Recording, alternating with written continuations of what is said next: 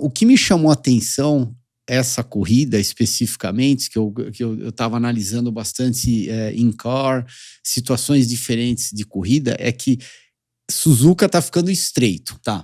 Para normas das pistas modernas, pistas atuais, ela está bem diferente do que é uma, sei lá, Abu Dhabi da vida, enfim.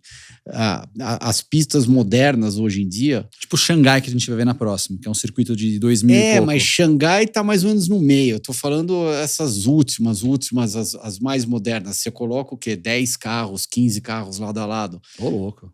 15 não, mano. Só se for o Circuito das Américas, lá, que cabe tudo. Que aí não, mas sério mesmo, uns 8, 10 carros Tá. você coloca lá na reta. Agora, você pega a Suzuka, você faz a primeira curva à direita, a segunda. Vamos usar aquele incidente lá do Ricardo como exemplo. O in-car do Magnussen, a hora que você olhava, mal e mal, cabe 2 carros e daí sobra um pouquinho de espaço no meio, um pouco de espaço do lado de dentro, mas não cabe um carro inteiro, não cabe outro carro inteiro no meio. É só 2 carros. Então, o que eu quero dizer, a pista para padrão moderno, ela é uma pista estreita, desafiadora, muito difícil. Tem algumas curvas, principalmente aquela sequência de S, sobe, desce, aquela que o Tsunoda mandou por fora. 2 vezes. 2 vezes mandou muito bem. Muito bem. Mas tem umas características muito interessantes, porém é uma pista que, no aspecto de tamanho, dimensão, ela está ficando desatualizada. E por que ela está ficando desatualizada? Eu nem acho que é tanto culpa da pista, e sim culpa dos carros que não param de crescer. A gente já comentou isso várias vezes sobre Mônaco, né? Todo mundo reclama, Mônaco é a pior corrida do ano, é uma procissão, é isso, é aquilo. Eu vou reenfatizar aquilo que eu já disse 10 vezes. Não é porque é uma procissão, não é porque é Mônaco, é porque um dos problemas de Mônaco é que os carros são muito grandes. Hoje em dia, os carros que correm em Mônaco são, no mínimo, 30%, 35% maiores do que aqueles que corriam na década de 80, 90.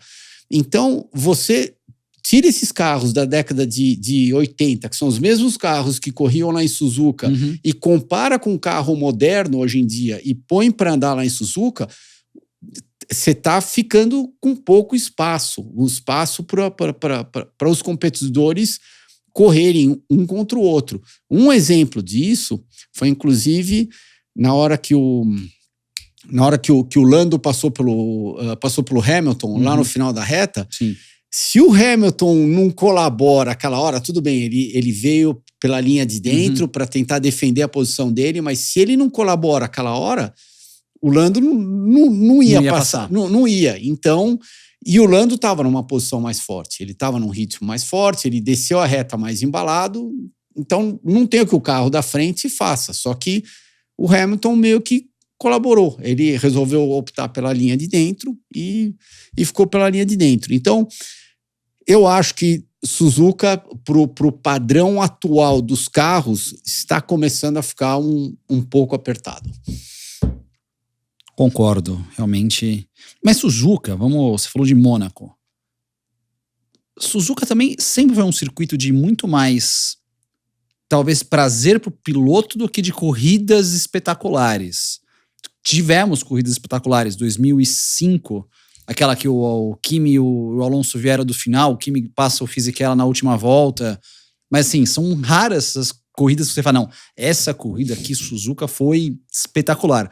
Mas a sensação que eu tenho que pro piloto é fenomenal andar lá. Não, sem dúvida.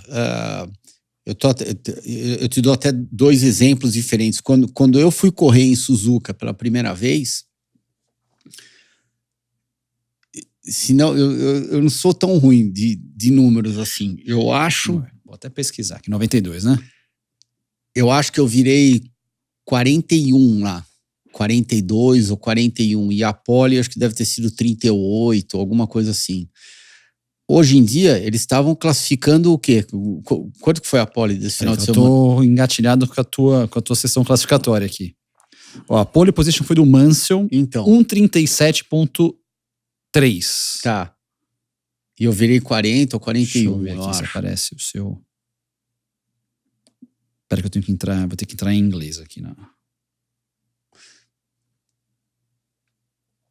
Bom,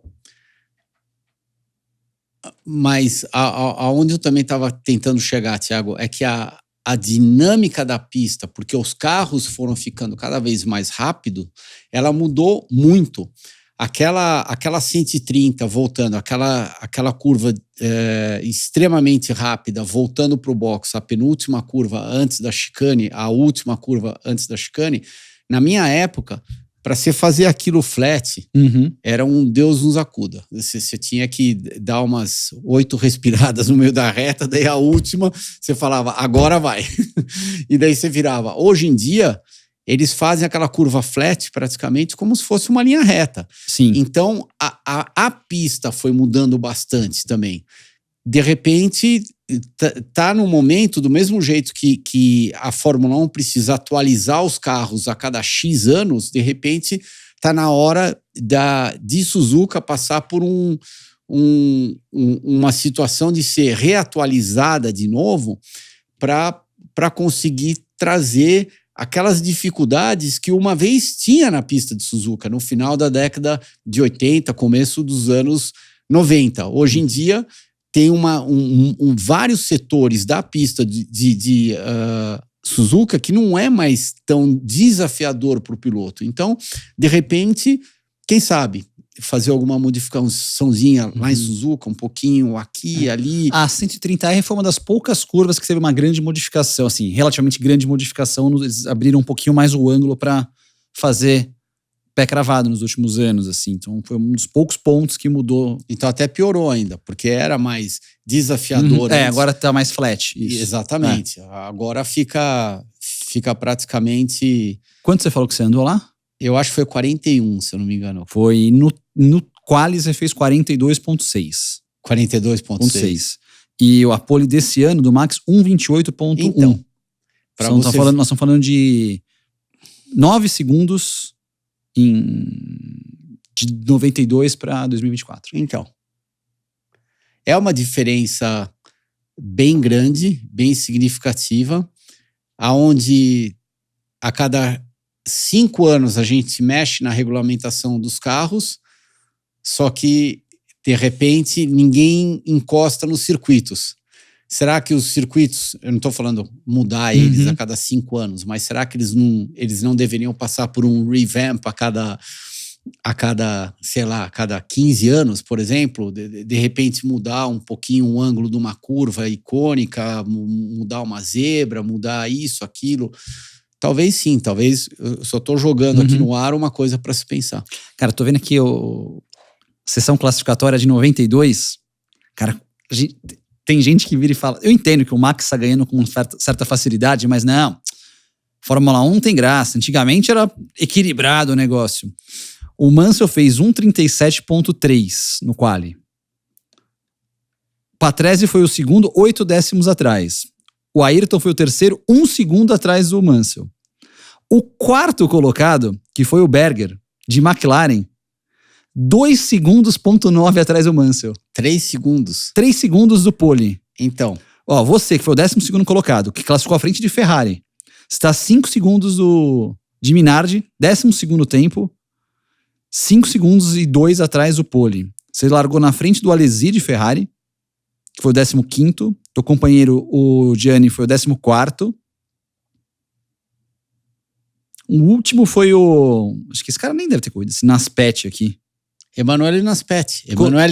10 segundos atrás do Mansell. Brigou comigo no campeonato de Fórmula 3000. Tá. Não. Brigou até o final. Entendi. Sei que você tinha brigado com ele. Até o final da temporada. Inclusive, eu cheguei a correr de karts com ele, na época que eu tinha 15, 16 anos. E daí a gente foi fazendo as nossas carreiras. Ele lá na Europa, eu aqui no Brasil, América do Sul, Inglaterra, tudo. E daí a gente foi para a última corrida do ano. Ele tinha uma chance pequena. A decisão do campeonato de 3.000 ficou entre o Zanardi, entre eu e o Zanardi, e ele tinha uma chance muito remota de ganhar também. Entendi.